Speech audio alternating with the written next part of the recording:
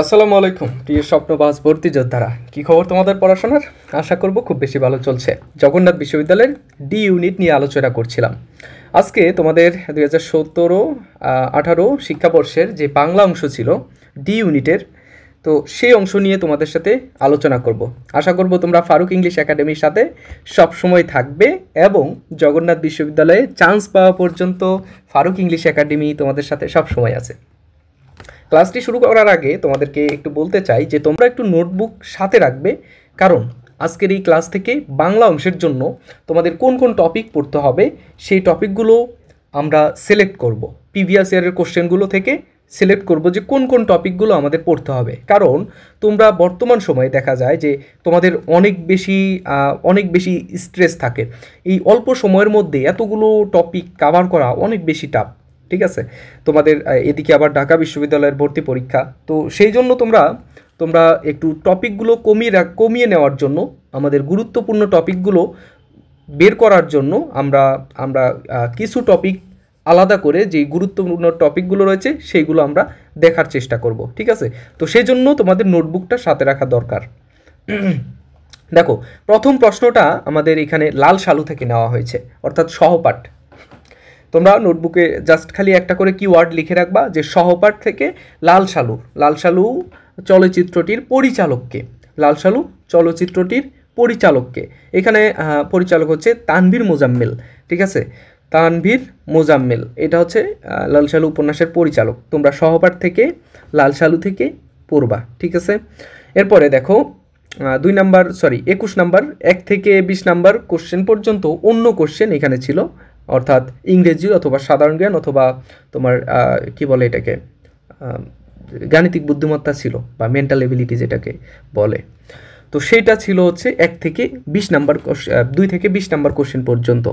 তো 21 নাম্বার কোশ্চেনে দেখো বলছে যে সংস্কার কোন সন্ধির অন্তর্গত। সংস্কার, এখানে সন্ধি বিচ্ছেদটি দিয়ে দেওয়া হয়েছে। সংস্কার সম নিচে হসন্ত যোগ কার, এটা কোন সন্ধির অন্তর্গত? এখানে হচ্ছে এটা বিশেষ নিয়মে সাধিত সন্ধি, বিসর্গ সন্ধি, বিসর্গ সন্ধি, ব্যঞ্জন সন্ধি, কোনটা হবে বলো? এখানে এ নাম্বার অ্যান্সার, বিশেষ নিয়মে সাধিত সন্ধি। সো তোমরা সন্ধিটা ভালোভাবে পড়ার চেষ্টা করবে। দেখো, এগুলো থেকে প্রশ্ন আসার সম্ভাবনা আমি তোমাদের 70% দিতে পারবো। এগুলো যে এই টপিকগুলো থেকে প্রশ্ন আসার সম্ভাবনা 70% দিতে পারবো। ঠিক আছে, তো আর বাকিটা তোমাদের যে অন্যান্য টপিক, গুরুত্বপূর্ণ টপিকগুলো রয়েছে সেগুলো তোমরা টপিক পড়তে পারো। তোমরা ইনশাল্লাহ কিছুদিনের মধ্যেই এর উপর সাজেশন পেয়ে যাবে আমার এই চ্যানেল থেকেই। আচ্ছা, 22 নাম্বার কোশ্চেনটা দেখো, অরিন্দম কহিলা বিষাদে, এ কারকে কোন বিভক্তি? এখানে দুইটা টপিক যুক্ত আছে। দুইটা কি? একটা হচ্ছে তোমার বাংলা প্রথম পত্রের যে কবিতাটা, সেটা বিভীষণের প্রতি মেঘনাদ, আরেকটা হচ্ছে কারক। ঠিক আছে, এখানে দেখো এই লাইনটা কোন কবিতা থেকে নেওয়া হয়েছে, এই প্রশ্নটাও আসতে পারতো। সো তোমাদের এখানে দুইটা টপিক গুরুত্বপূর্ণ, কারক এবং কবিতা। আচ্ছা, এই কবিতাটা বিভীষণের প্রতি মেঘনাদ, এগুলো হচ্ছে টপ কিছু কবিতা বা টপ কিছু ইউনিট যেগুলো থেকে তোমাদের প্রশ্ন প্রায়ই আসে। প্রায় প্রত্যেকটা বিশ্ববিদ্যালয়ে ভর্তি পরীক্ষায় তোমরা দেখবা যে এইখান থেকে আসেই তোমাদের এইচএসসিতেও আসছিল, আবার এইখানেও তোমাদের অ্যাডমিশন টেস্টেও এখান থেকে আসে। দেখো, এটা এতক্ষণ অরিন্দম কহিলা বিষাদে, এটা কোন কারকে কোন বিভক্তি বলো? এখানে দেওয়া আছে করণের সপ্তমী, অপাদানের সপ্তমী, অধিকরণের সপ্তমী, কর্মে সপ্তমী। আচ্ছা, সপ্তমী বিভক্তিটা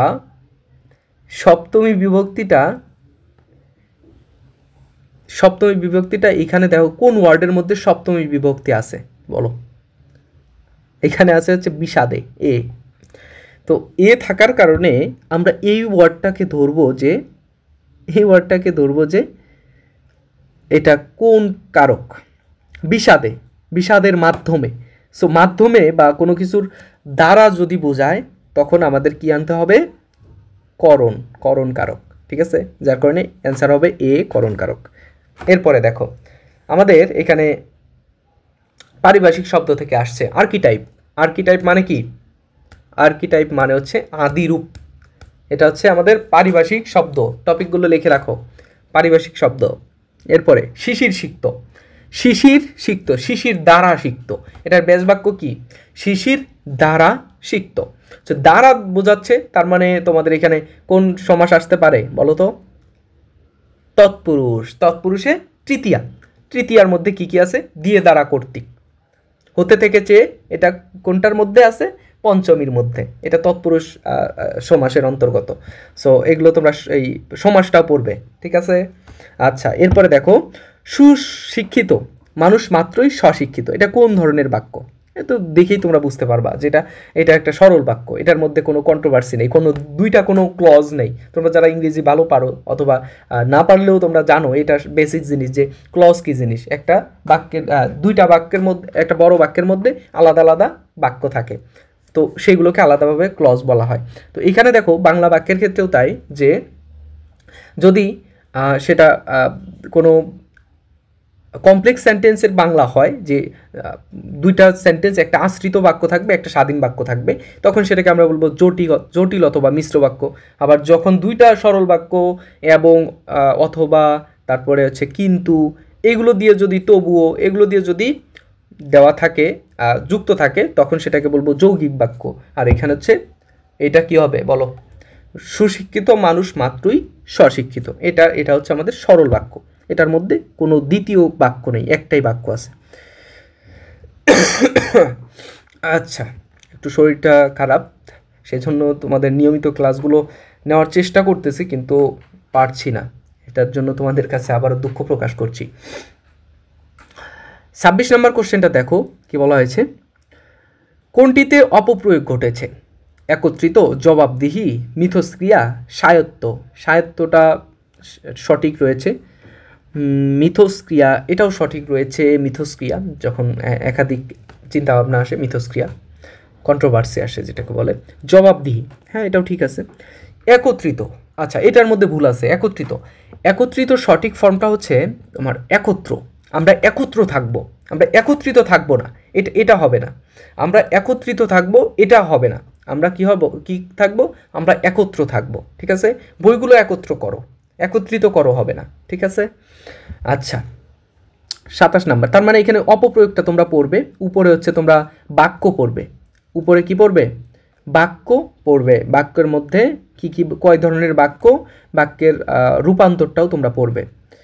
এরপরে দেখো নিচের কোন, 27 নাম্বারটা, নিজের দ্বারা অর্জিত কি হবে? স্ব অর্জিত। হ্যাঁ, তোমাদের প্রথমেই তো এটা মনে হওয়ার কথা যে স্ব অর্জিত। স্ব মানে নিজে, অর্জিত মানে তো অর্জিতই। আর এটা তোমাদের প্রথমেই ভাবার কথা যে স্ব অর্জিত। তোমাদের এক কথায় প্রকাশ পড়তে হবে, এক কথায় প্রকাশ। টপিকটা লিখে রাখো। এখানে দেওয়া আছে আত্মর্জিত। হ্যাঁ এটাও তো হয়, আত্মর্জিত। তোমাদের দেখা যাচ্ছে একটা মিমিক্রি আমি দেখছিলাম যে ফেসবুকের মধ্যে, যে চারজন মেয়েকে চারজন যমজ মেয়ে একত্রিত দাঁড়িয়ে আছে, একত্রে হয়ে দাঁড়িয়ে আছে। তো তখন পাত্র গিয়ে সেখানে দেখছে যে আমার বউ কোনটা, আমার স্ত্রী কোনটা। সে খুঁজতেছে পারতেছে না, পাইতেছে না খুঁজে খুঁজে। এরকম একটা অবস্থা হচ্ছে তোমাদের, যে তোমরা অপশনের মধ্যে সবগুলোই একই মনে হয়। তাও স্ব-অর্জিত এটা তো হওয়ারই কথা, এটা তো তোমার হওয়া ফরজ হয়ে গেছে। আবার এখানে ডি নাম্বার আত্মর্জিত, এটাও তো হওয়ার কথা। সোপার্জিত, হ্যাঁ এটা তো হওয়ার কথা। অর্জিত এটা কাছাকাছি। তো তোমরা কোনটা দিবা বলো? তোমাদের এখানে সঠিক উত্তরটা হবে সোপার্জিত, ঠিক আছে? এরপরে দেখো এখানে 28 নাম্বার কোশ্চেন, নিচের কোনটি সংকোচন অব্যয় নয়? সংকোচন অব্যয়গুলো কি কি বলো তো?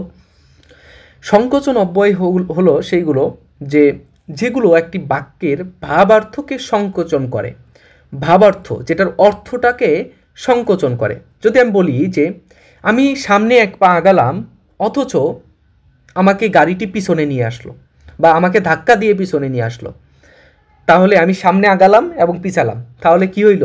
আমি সামনে আগালাম মানে একটু প্রসারিত হইল, বাক্যটার ভাবটা প্রসারিত হইল, এবং আমাকে বললো যে ধাক্কা দিয়ে আবার পিছনে নিয়ে আসলো, তাহলে কি হলো? আবার এক জায়গায় হইলো। এটা কি? সংকোচক অব্যয়, মানে ভাবটা সংকোচন করবে। আবার এখানে কিন্তু একটা বিপরীত সেন্স দেয় না, যে আমার টাকা আছে কিন্তু আমি খরচ করতে পারি না, ঠিক আছে, আমার টাকা আছে আমি খরচ করতে পারি না, এইটা হচ্ছে তোমার এটা সংকোচক অব্যয়, কারণ এটা সংকোচন, একটা অর্থের সংকোচন ঘটিয়েছে, ঠিক আছে। এখানে বরং ওই একই অর্থ দেয়, যে আমার টাকা আছে বরং আমি কিছু করতে পারি না, ঠিক আছে। আমি আমার আমার টাকা আছে কিন্তু আমি কি করি না, আমি একটা গাড়ি কিনতে পারি না। তো এটা হচ্ছে তোমার সংকোচন হবে, ভাবটা সংকোচন হয়ে যাচ্ছে, বিপরীত একটা ভাব চলে আসছে। এখানে দেখো সি নাম্বারটাতে ও আছে, সি নাম্বারটাতে কি আছে, ও আছে। তো এখানে ও দ্বারা কি বোঝাবে, আমার একটা মোবাইল আছে ও আমার একটা কি আছে, কলম আছে। তো এখানে কিন্তু দুইটার প্রসারণ ঘটছে, ভাবের একটা প্রসারণ ঘটছে, এখানে কিন্তু সংকোচন হচ্ছে না, সেই জন্য সি নাম্বারটাই হবে, ঠিক আছে। এরপরে দেখো 29 নম্বর কোশ্চেনটাতে বলা হয়েছে কি অপরিচিতা গল্পের চরিত্র নয়। আচ্ছা, এর আগে সংকোচন এই যে অব্যয়গুলো তোমরা পড়বা, এখানে উপরে দেখলাম যে 27 নম্বরে এক কথায় প্রকাশ পড়বা, 28 নম্বরে তোমরা পড়বা হচ্ছে অব্যয় পড়বা, এবং তোমরা পড়তে পারো সবগুলো ব্যাকরণিক শব্দ শ্রেণী, সবগুলো এখান থেকে আসে। দেখো ইংরেজির ক্ষেত্রেও তাই, ইংরেজির ক্ষেত্রেও তাই, বাংলার ক্ষেত্রেও তাই। এখানে সব থেকে কমন যে টপিকগুলো, এর মধ্যে অন্যতম একটা হচ্ছে এই যে ব্যাকরণিক শব্দ শ্রেণী বা তোমার পার্টস অফ স্পিচ যেটাকে বলি, এইগুলো। 29 নম্বর কোশ্চেনটাতে দেখো কি অপরিচিতা গল্পের চরিত্র নয়। শম্ভুনাথ এ তো অপরিচিতার বাবা, অপরিচিতা দেখো এখানে হরিশ, তার হরিশ হচ্ছে কানপুরে কাজ করে এরকম, সে তো ওর মধ্যে একার চরিত্র। বিনুদা হচ্ছে তার খুব পিসিত ভাই। আর লোকনাথ, লোকনাথ হচ্ছে তার কি, কিছুই না, এই গল্পের কিছুই না। অপরিচিতা পড়বা, ঠিক আছে। আকাশে মেঘ করিয়েছে, কোন বাচ্চের উদাহরণ, আকাশে মেঘ করিয়েছে কোন বাচ্চ, বলো বলো বলো। ভাববাচ্চ না, কর্মবাচ্চ না, কর্তৃবাচ্চ না, এ তো কর্তাই কাজ করছে না, কর্তৃবাচ্চ হবে কিভাবে। দেখো এখানে বলছে, দেখো আকাশ, আকাশ কি একটা কর্ম না, আকাশ কি, এখানে যদি আমি প্রশ্ন করি আকাশে কি জমিয়েছে, এই কি দ্বারা প্রশ্ন করলে আমরা কি আসে, কি কি কি আসে, মেঘ জমিয়েছে। আচ্ছা, আকাশে কোথায়, আকাশ, আকাশ একটি কিসের নাম, একটা বিশেষ্যের নাম, আর বিশেষ্য হলে সেটা কর্ম অথবা কর্তৃ হতে পারে, ঠিক আছে, কর্তৃবাচ্য অথবা কর্মবাচ্য হতে পারে। যখন কর্তৃকারকের স্থানে এসে কর্ম কাজ করে তখন সেটাকে বলে আমরা কি বলবো, কর্মকর্তৃবাচ্য, ঠিক আছে। তো এখানে আমাদের উত্তরটা হবে কর্মকর্তৃবাচ্য। দেখো আকাশটা সে কিন্তু একটা কর্ম, ঠিক আছে, আকাশ একটা কর্ম, সে এই কর্তার স্থানে এসে, কর্তার স্থানে এসে সে কাজ করছে, যার কারণে সেটা হয়ে গেছে কি কর্মকর্তৃবাচ্য, ঠিক আছে। বাচ্য পড়বা, বাচ্য পড়বা। 30 নম্বর কোশ্চেন, সরি 31 নম্বর কোশ্চেন, দীক্ষা প্রকৃতি ও প্রত্যয় কোনটি। দীক্ষা এটা হচ্ছে তোমার প্রকৃতি প্রত্যয় থেকে এসেছে, প্রকৃতি প্রত্যয় পড়বা। আমাদের দিক যোগ অ, দিক, দিক যোগ অ, দিক যোগ আ, দিক যোগ খা, এটা তো হবেই না, ডি নাম্বার হবেই না, এটাও হবে না। আমাদের ক্রিয়ামূল, আমাদের সরি আমাদের শব্দমূল বের করতে হবে। শব্দমূলটা কোথায় আছে, দিক, দিক কোনটা শব্দমূল, এই যে দিক, যার কারণে এই যে বি অ্যান্সার হবে। দয় দীর্ঘি, তারপরে হচ্ছে যুক্ত ক্ষিয়, এটা হচ্ছে দিক আমাদের শব্দমূল। এই শব্দমূল হওয়ার কারণে আমাদের অ্যান্সার হবে বি। কারক প্রকৃতি প্রত্যয় পড়বা তোমরা, ঠিক আছে। আচ্ছা, অর্ক শব্দের সমার্থক শব্দ কোনটি। অর্ক মানে কি, অর্ক মানে বলো বলো বলো, অর্ক মানে সূর্য, এই সূর্যের সমার্থক শব্দ এখানে কোনটা, বায়ু, সমুদ্র, নবমণ্ডল, কোনটা, নাকি প্রভাকর, অবশ্যই এটা হবে। আচ্ছা, তাহলে তোমরা সমার্থক শব্দ পড়বা, বিপরীত শব্দ পড়বা, শুধু সমার্থক শব্দই পড়ে থেমে থাকলে হবে না, সমার্থক শব্দ বিপরীত শব্দ পড়তে হবে, ঠিক আছে। এটা তোমরা কোথায় পড়বা বলো তো, কোথায় থেকে পড়বা, তোমাদের যে 9-10-এর ব্যাকরণ বই ছিল সেই ব্যাকরণ বই পড়বা বেসিক জানার জন্য, এবং তোমাদের আরও কিছু প্র্যাকটিসের জন্য তোমরা যে এইচএসসির যে বইটা আছে, এইচএসসির যে গাইড বই আছে ব্যাকরণ, সেটা তোমরা পড়তে পারো, সেখান থেকে তোমরা ব্রড কিছু আলোচনা পাবে। এরপরে দেখো 33 নম্বর কোশ্চেন। আচ্ছা, এখানে যুক্তবর্ণ কিভাবে গঠিত হয়? এই যুক্তবর্ণের নাম কি? হয়ময় সংযুক্ত নাকি?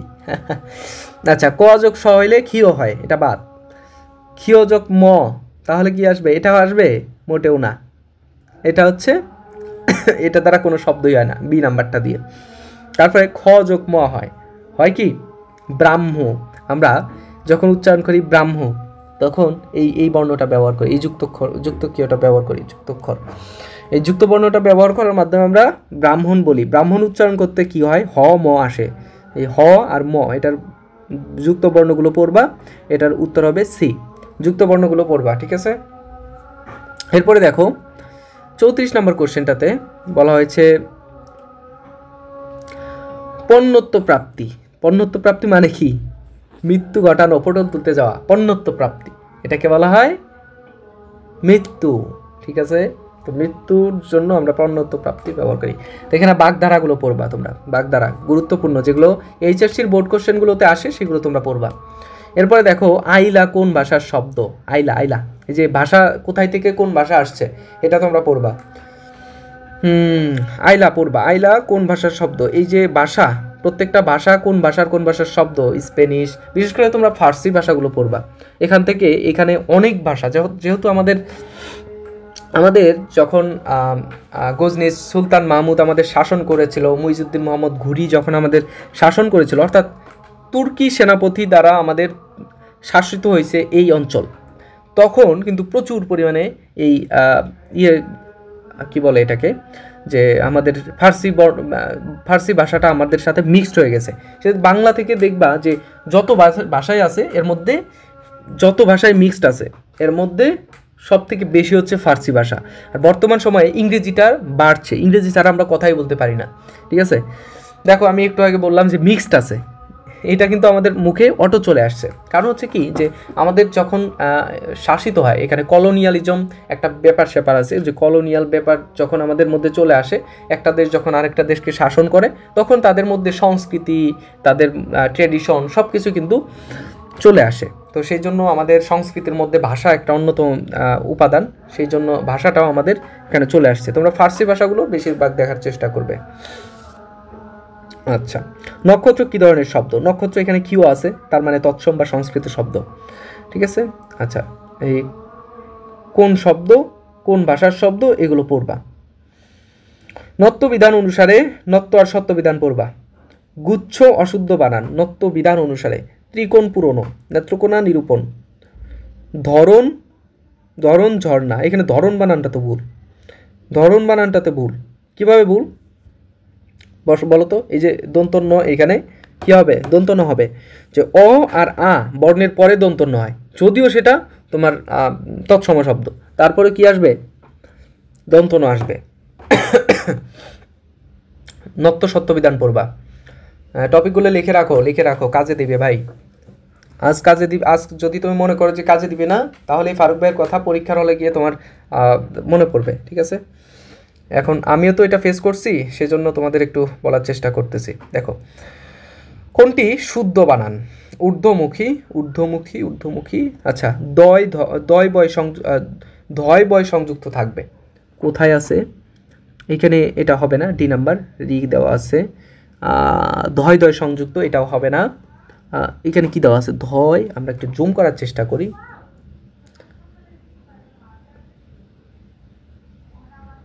আচ্ছা, এখানে তো বানান ভুল দিছে, তারপরে অ্যান্সার সঠিক হলো কিভাবে? এটাই তো বুঝি না। এখানে 4টা বানান ভুল। আচ্ছা, যেহেতু 4টা বানান ভুল, যে কোনো একটা সঠিক তো দাগাতে হবে, সেই জন্য হয়তো এরা এটা দিছে। বয় আর ধয় সংযুক্ত থাকবে, ঠিক আছে? তোমরা জেনে রাখো যে ব আর ধ সংযুক্ত থাকবে। এখানে জুম করে দেখলাম যে এখানে দুইটাই ধ। তোমরা যদি এটা সঠিক মনে করো, এখানে আর সঠিক কিছু আছে? ঊর্ধ্বমুখী, এগুলো হবে না, একটাও হবে না।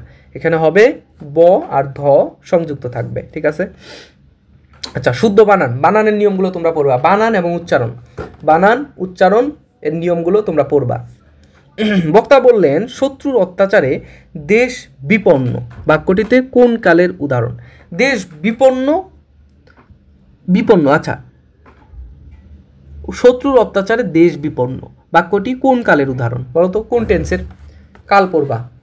সাধারণ বর্তমান, ঘটমান বর্তমান, নাকি পুরাগঠিত বর্তমান, নাকি ঘটমান অতীত? অতীত তো হবেই না, যে অতীতের কোনো সেন্স আমাদের এখানে এই বাক্যের মধ্যে পাচ্ছি না, তাহলে ডি বাদ। এখন তিনটা আছে আমাদের সামনে, ঘটমান বর্তমান, পুরাগঠিত বর্তমান। এটা পুরাগঠিত বর্তমান হবে না, কারণ এটা পুরাগঠিত বর্তমান বলতে আমরা কি বুঝি, যে পুরাগঠিত বর্তমান মানে একটু কিছুদিন আগে শুরু হয়েছে, এটা এখনো চলছে, ঠিক আছে? তো এটা আমরা পুরাগঠিত বর্তমান বলি। এখন থাকলো আমাদের সাধারণ বর্তমান আর বি নাম্বার ঘটমান বর্তমান। তাহলে কি হবে? শত্রুর অত্যাচারে দেশ বিপন্ন, বিপন্ন, শত্রুর অত্যাচারে দেশ বিপন্ন, এটা দ্বারা কি বোঝাচ্ছে? মানে এমন একটা কাজ চলছে বর্তমান সময়ে, শত্রুর অত্যাচার চলছে আমাদের দেশে, এটা দ্বারা কিন্তু এটা বোঝানো হচ্ছে, ঠিক আছে? এটা ঘটমান বর্তমান হবে, অ্যান্সার বি। ভোর রাত থেকে বৃষ্টি, আহা কি ঝমঝম বল, ঠিক আছে? বৃষ্টির ঝমঝম বল। এই বৃষ্টির মেয়াদ আল্লাহ দিলে পুরো 3 দিন, কারণ শনিতে 7, মঙ্গলে 3। এটা হচ্ছে তোমার রেইনকোট গল্প থেকে নেওয়া হয়েছে। বৃহস্পতিবার শব্দের সন্ধি বিচ্ছেদ কি বলো? বিসর্গ সন্ধি, বৃহস্পতি, বৃহ যোগ পতি হবে। কি আসবে? বৃহৎ যোগ পতি। বৃহৎ বলতে তোমার বড়, পতি বলতে স্বামী। তো এখানে বৃহস্পতি বলতে তোমাদের ওই যে বৃহস্পতি যে গ্রহ, গ্রহ তো অনেক বড়, বৃহস্পতি গ্রহ হচ্ছে সব থেকে বড়, সেই জন্য এখান থেকে এটার নাম আসছে বৃহস্পতি, ঠিক আছে?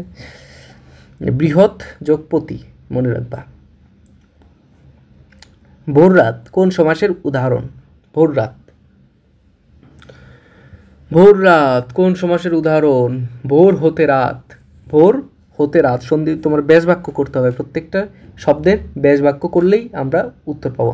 ভোর হতে রাত, এ হতে বলতে আমরা কোন সমাস পাই বলো তো? পঞ্চমী বিভক্তির সমাস। যদি বিভক্তিযুক্ত থাকে তখন আমরা কি আনবো? এই যে আমাদের তৎপুরুষ সমাস নিয়ে আসবো, ঠিক আছে? তৎপুরুষ সমাস, তৎপুরুষে এখানে পঞ্চমী, তৎপুরুষে পঞ্চমী, হতে থেকে চেয়ে, ঠিক আছে? এরপরে দেখো মেয়াদ কোন ভাষার শব্দ? এটা তো ফার্সি ভাষার শব্দ হওয়ার কথা, সরি, এখানে আরবি ভাষার শব্দ। মেয়াদ, মেয়াদ শব্দটা আরবি ভাষার শব্দ। আচ্ছা, এরপরে ওই যে যেটা বললাম একটু আগেও কিন্তু বলছি, 2টা প্রশ্ন এর মধ্যেই কমন। কমন বলতে 2টা প্রশ্ন এইখানে আলোচনা করলাম, একটু আগে তোমাদের টপিক বলে দিলাম যে কোন ভাষার শব্দ, এগুলো পড়বা। এখান থেকে 3টা শব্দ আমরা পেলাম। এরপরে দেখো এখানে তোমরা বুঝতেছো না যে 1 নাম্বার প্রশ্ন আবার শুরু হলো কেন? এখান থেকে একটু কেটে গেছে, যার কারণে এর সামনে যে ইয়েটা ছিল, এগুলোর সামনে যে 5 ছিল, অর্থাৎ এখানে 4 ছিল, 41, 42, 43, 44, 45, 45টা প্রশ্ন ছিল। স্পেসিফিক শব্দের গ্রহণযোগ্য অনুবাদ কোনটি? স্পেসিফিক মানে নির্দিষ্ট, স্পেসিফিক মানে নির্দিষ্ট। তো এখানে কি আসছে দেখো, বিশেষ না। তারপর হচ্ছে তোমার এক কথায় যেন তেন না, এই সুনির্দিষ্ট হবে, স্পেসিফিক, সুনির্দিষ্ট। এই যে অনুবাদটা তোমরা একটু পড়ার চেষ্টা করবে, অনুবাদ, শব্দের অনুবাদ।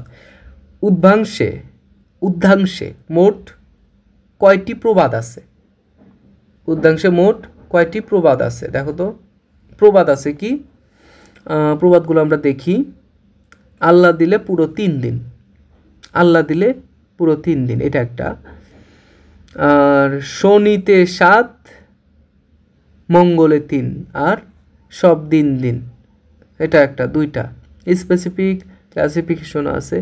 মঙ্গলে ভোর রাতে হইল শুরু, 3 দিন মাঘের গুরু গুরু, এটা হচ্ছে তোমার আরেকটা। বুধের সকালে নামলো জল, বিকালে মেঘ বলে এবার চল, এটা হচ্ছে আরেকটা। সরি, এটা আর সামনের লাইনটা একটা মিলে, 2টা 3টা। আর এখানে বৃহস্পতি শুক্র কিছু বাদ নাই। আচ্ছা, এখানে অ্যান্সার দেওয়া আছে 3টি, হ্যাঁ 3টি হওয়ার কথা, ঠিক আছে? তো এরপরে কিন্তু আমাদের আর কোনো প্রশ্ন নেই, আমাদের বাংলা বিষয়ে আর কোনো প্রশ্ন নেই। সো তোমরা যারা বাংলা নিয়ে টেনশন করছো, ইনশাল্লাহ তোমাদের বাংলার উপরে ক্লাস যতটুকু সম্ভব ইংরেজি, গাণিতিক বুদ্ধিমত্তার পাশাপাশি এবং সাধারণ জ্ঞানের পাশাপাশি নেওয়ার চেষ্টা করব ইনশাল্লাহ। তো আশা করব নেক্সট ক্লাসে তোমাদের আবার পাবো, তোমরা আমার সাথেই থাকবে। তো আজকে এই পর্যন্তই। ইনশাল্লাহ নেক্সট ক্লাসে তোমাদের সাথে দেখা হবে। সে পর্যন্ত ভালো থেকো, সুস্থ থেকো। আল্লাহ হাফেজ, আসসালামু আলাইকুম। আর ফারুক ইংলিশ একাডেমির সাথেই থাকবে ইনশাল্লাহ।